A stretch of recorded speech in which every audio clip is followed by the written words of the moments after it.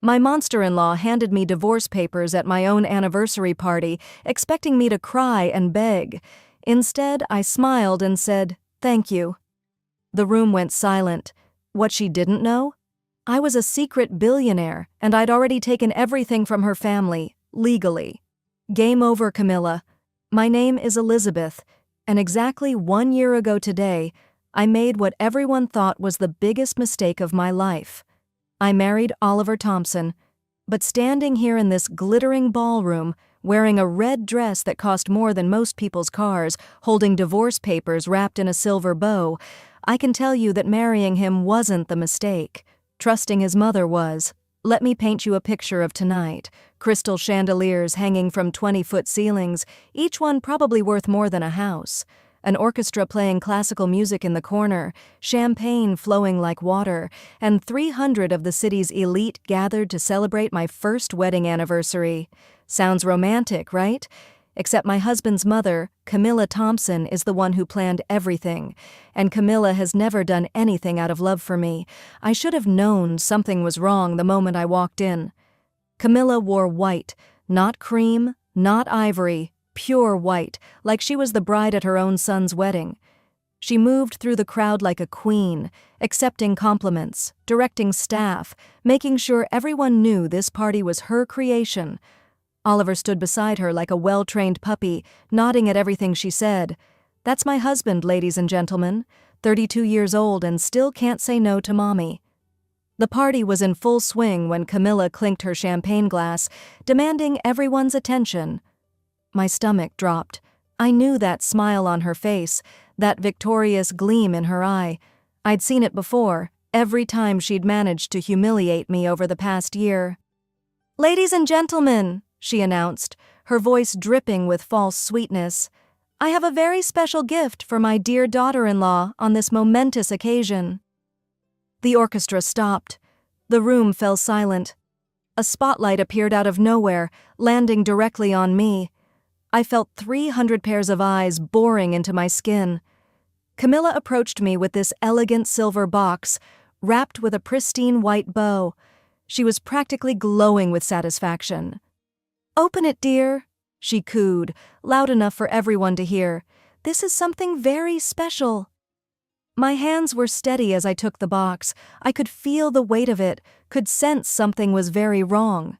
But I opened it anyway, slowly pulling off the bow, lifting the lid. Inside, nestled on white silk, were divorce papers, notarized, dated, ready for my signature. The gasps around the room sounded like a wave crashing. Someone dropped their champagne glass. I heard the crash, heard the whispers starting like wildfire. Camilla's smile widened into something cruel and triumphant. "Happy anniversary, dear," she said, loud enough for the microphones to catch. Yes, she'd invited media to this. "You're free now, free to go back to wherever you came from." This was it. This was her grand finale. Camilla had spent an entire year making my life miserable, treating me like hired help, calling me a gold digger who'd trapped her precious son. She'd made me clean, cook, serve drinks at family gatherings while she told anyone who'd listen that I was nothing, that I came from nothing, that I'd married Oliver for his money.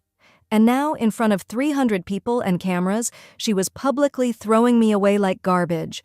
Everyone expected me to cry, to break down, to run out of that ballroom sobbing.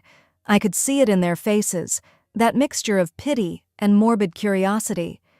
Even Oliver looked away from me, ashamed but not ashamed enough to stop his mother. Instead, I smiled. Not a sad smile, not a fake smile, but a genuine, bright smile. I looked Camilla dead in the eyes and said, "Thank you, Camilla. This is exactly what I needed." The confusion on her face was priceless. The room went from shocked gasps to dead silence. You could have heard a pin drop on that marble floor. Camilla's smile faltered, her eyes narrowing. What do you mean?" she stammered. I carefully placed the divorce papers back in the box and set it on the nearest table. "All in good time," I said calmly. "Let's not ruin the party you worked so hard to plan. Please, everyone, continue celebrating." I walked away from her, my heels clicking on the marble floor, leaving her standing there looking panicked for the first time since I'd met her. The orchestra started up again, confused, but the party didn't really continue. People huddled in groups, whispering, staring, trying to figure out what just happened. Camilla tried to regain control, laughing too loudly, telling people it was all a misunderstanding, but I could see the cracks forming. She kept watching me nervously as I calmly sipped champagne and chatted with guests like nothing had happened. Daniel tried to approach me twice. I turned away both times. He didn't deserve my attention. Not anymore. You see, there's something Camilla doesn't know. Something nobody in this room knows except my lawyer, who's standing by the bar pretending to be just another guest. Let me tell you who I really am. I'm not just Elizabeth, the poor nobody from nowhere. I'm Elizabeth Hartford. My father is Jonathan Hartford, founder and CEO of Hartford Technologies. You might have heard of it? It's only worth $3.8 billion. My father built a tech empire from nothing, and I'm his only child, his sole heir. When I met Oliver 2 years ago, I was tired. Tired of men who saw dollar signs when they looked at me. Tired of fake friends and fake smiles. So I did something crazy. I hid who I was. I took a simple job as a marketing manager at a mid-level firm, rented a modest apartment, drove a normal car. I wanted someone to love me, not for my father's money. Daniel seemed different at first. Sweet, attentive, genuine. We fell in love, or at least I did. He proposed after 6 months and I said yes. I thought maybe, just maybe, I could have a normal marriage with someone who loved me for who I was inside. Then I met Camilla. From the very first dinner, she looked at me like I was dirt on her shoe. "So, Elizabeth," she'd said, her voice dripping with disdain, "Daniel tells me you work in marketing? How quaint." The way she said it made it sound like I cleaned toilets for a living, and it only got worse from there. She made me serve at family dinners while she sat like a queen. She criticized everything I wore, everything I said, everything I cooked. Once I spent 6 hours making a traditional family recipe for Sunday dinner. She took one bite, made a face, and threw the entire plate in the trash right in front of me. "Inedible," she declared. "This is why poor people shouldn't try to cook for their betters."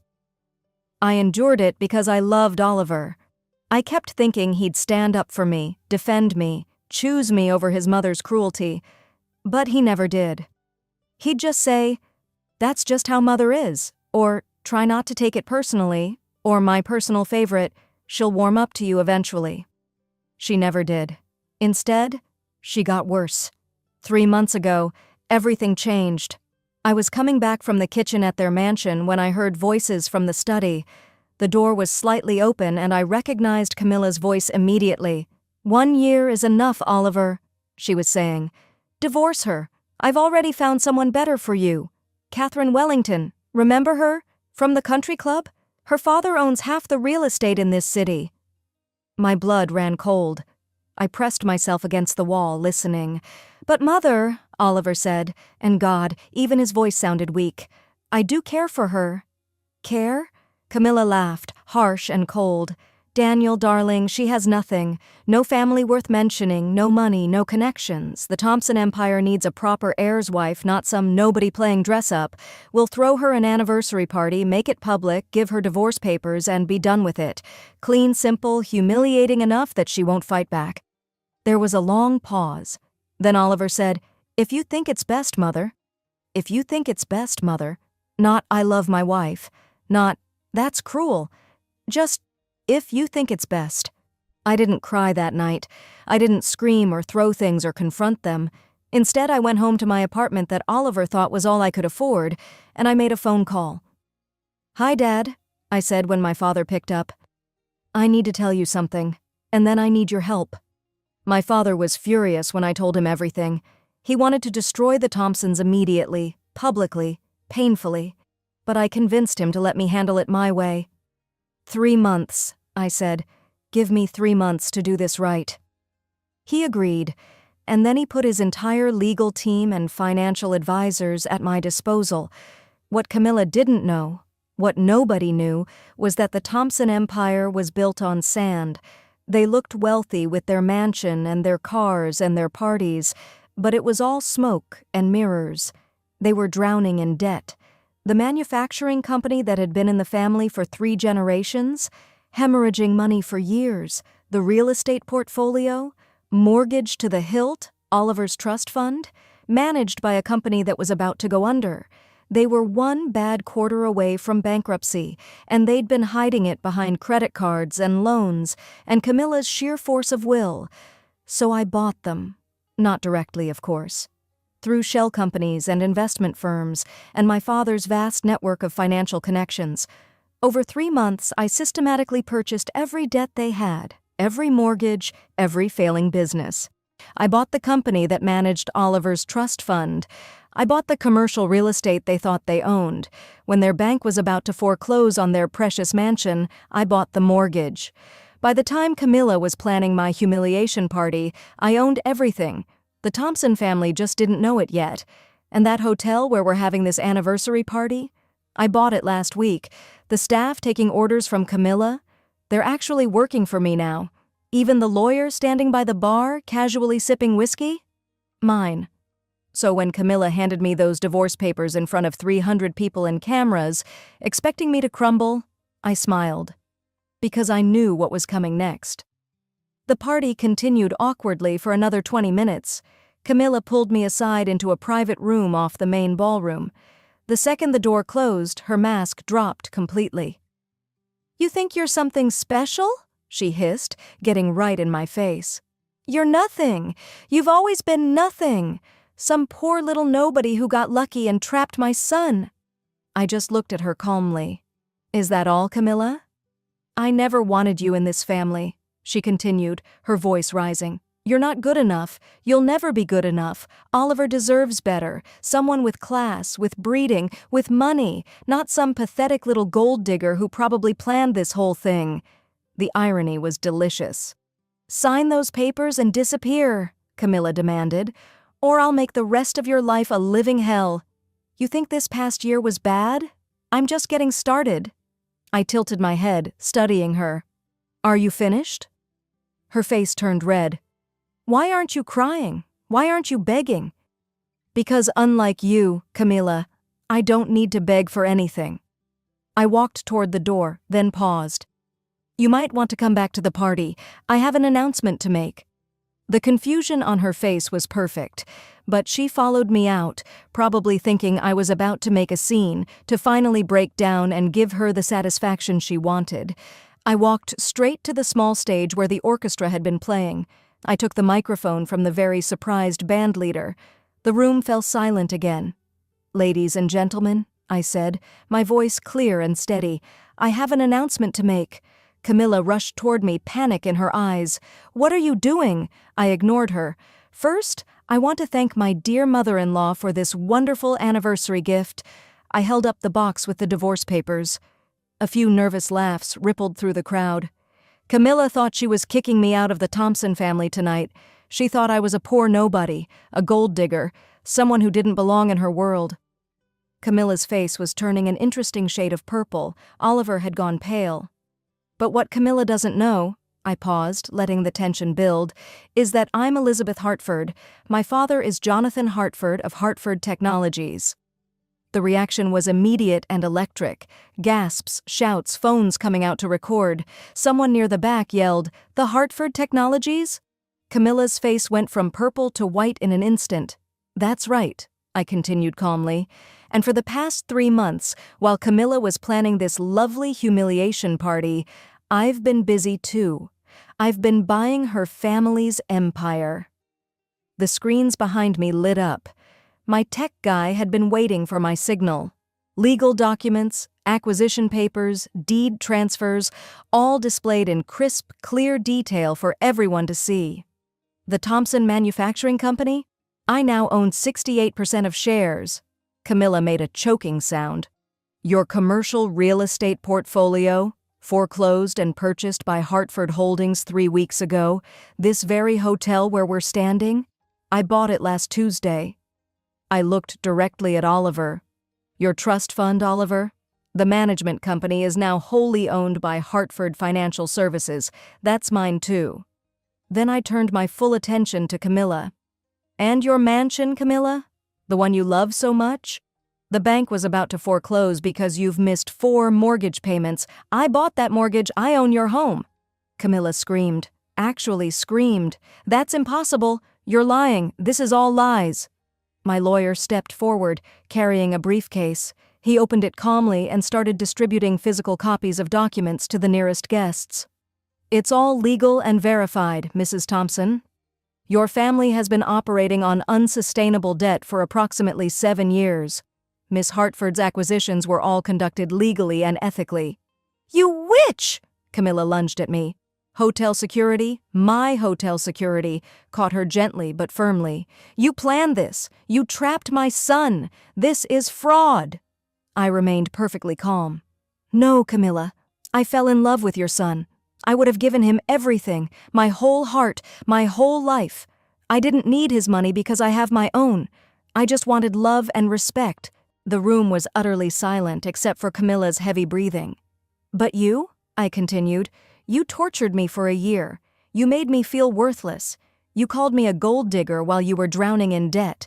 You humiliated me for being poor while spending money you didn't have. You criticized my background, my education, my worth as a human being. And all because you're a miserable woman who controls people through fear and money that isn't even real. Daniel finally found his voice. Elizabeth, I didn't know you were... Didn't know I was rich? I interrupted. Or didn't know your mother was bankrupting your family? Because I'm not sure which one is worse, Oliver. He couldn't answer. His silence told me everything I needed to know. Camilla collapsed into a chair, hyperventilating. Someone brought her water. The guests were recording everything, society's downfall happening in real time, streamed and posted and shared across every social media platform. I addressed the crowd one more time. Now I could destroy them completely. I could evict Camilla from her home tomorrow. I could dissolve every business, liquidate every asset, leave them with nothing. I have every legal right to do so.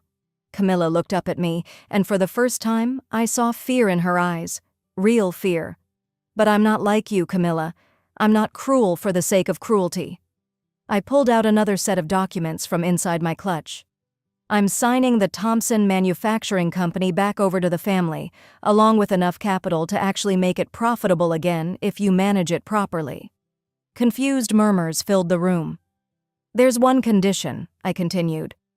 Camilla steps down from all positions in all companies, permanently. She will have a modest pension, a small apartment in a nice neighborhood, and a comfortable life. But she will never control anyone ever again.